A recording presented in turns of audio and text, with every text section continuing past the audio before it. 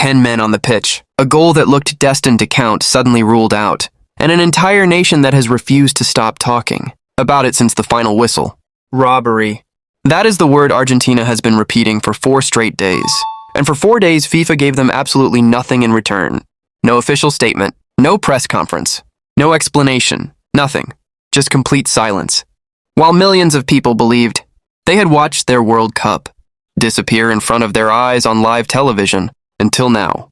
Pierluigi Collina, the most powerful figure in world refereeing and the man overseeing officiating at this tournament, has finally decided to speak. And what he revealed could either end this controversy once and for all or prove that Argentina had been right from the very beginning. But before I show you his exact response, the one nobody expected, you need 15 seconds of context. Because if you did not watch this final live, you truly have no idea how chaotic things became. Let's go back to the beginning. This was supposed to be the perfect ending for Messi. Argentina against Spain, MetLife Stadium, New Jersey. A World Cup final. Messi, 39 years old, potentially playing the final international match of his legendary career, with the entire world watching. For long periods, the match turned into a brutal battle of survival. Emiliano Martinez transformed into an absolute wall and goal, producing save after save and somehow keeping Argentina alive in a match where they appeared completely outmatched. Spain controlled the possession. Argentina struggled to keep the ball, but somehow the score remained tied. Then came the moment that changed the entire atmosphere. Deep into the second half, Argentina were reduced to 10 men. Spain immediately smelled blood. They thought they had taken the lead. The net moved, the Spanish bench erupted, and then suddenly the goal was cancelled. A foul had been committed during the build-up. No goal. For one short moment, Argentina believed they might somehow survive, with 10 men against the strongest team in the tournament. They did not. Just 39 seconds into the second period of extra time, substitute Ferran Torres reacted first to a loose ball inside the penalty area and fired it into the net. 1-0. Game over. Spain were world champions, and Messi, arguably the greatest player of his generation, stood alone on the pitch in tears, watching another nation lift the trophy on what may have been the final night he ever wore the Argentina shirt. But then came the detail that completely changed the conversation. The final whistle did not end the story. It opened an entirely new chapter. And this is where everything became even more controversial. Late in the match, with emotions reaching boiling point, cameras captured a moment between Messi and a Spanish defender. A hand moved near the face. Words were exchanged. Messi was visibly furious and appeared to demand a card from the referee. But nothing happened. No yellow card. No red card. Nothing.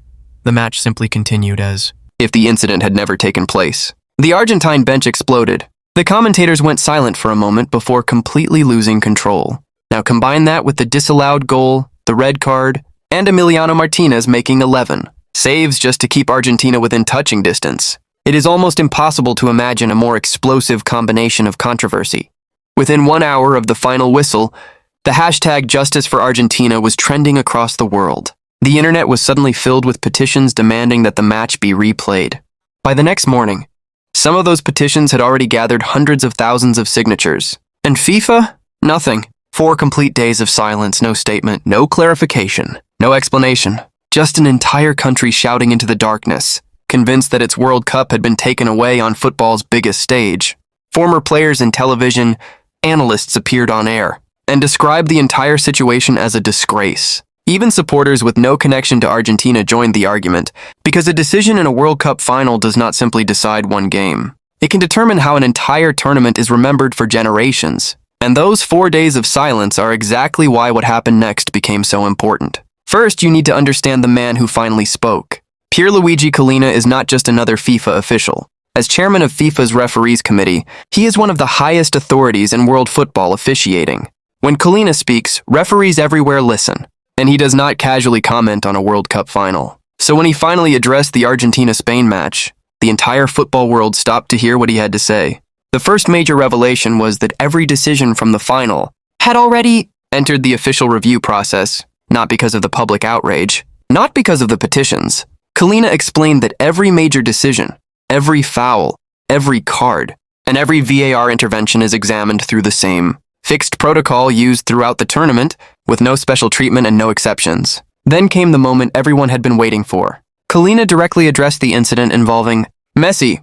He confirmed that it had become one of the most closely examined moments of the entire final, especially because it involved a new rule, designed to punish unsporting behavior between players. And here is the part that is likely to anger a large section of Argentina. Collina made one thing very clear. The existence of a new rule does not automatically mean a player must receive a red card. The referee must evaluate the entire situation in real time. The nature of the contact, the surrounding circumstances, and whether the incident actually reaches the required threshold. In simple terms, something that appears obvious when replayed in slow motion may not necessarily be an automatic sending off, when a referee has only a fraction of a second to react. But Collina still had more to say. He reminded everyone of something fans often forget when they watch the same clip dozens of times. The referee on the field has an instant to make a decision. The committee reviewing the moment later can stop the footage, rewind it, zoom in, and watch it from every possible angle. That enormous difference between a split-second decision and unlimited slow motion analysis is at the heart of the entire controversy. Then came the revelation that could potentially change the discussion completely. Collina confirmed that the complete audio recording was being examined. Every word spoken between the referee on the field and the VAR officials. Nothing, he insisted, was being hidden. According to him, that recording would ultimately show whether the correct procedure had been followed. And when the conversation turned to the petitions demanding a replay, including the hundreds of thousands of signatures, Collina did not try to avoid the subject. He addressed it directly. FIFA respects the right of supporters to be angry and to express their opinions, but a petition, no matter how large or viral it becomes, is not a legal reason to cancel an official result. Reviewing the performance of the officials and changing the result of the final are two completely different processes. One does not automatically lead to the other. So no, the match would not be replayed. But there was still one question that millions of people wanted answered. Did any of this affect Messi's legacy, his farewell, his place in football history? Collina's answer was brutally simple. Absolutely not. The committee does not care who is involved, he explained.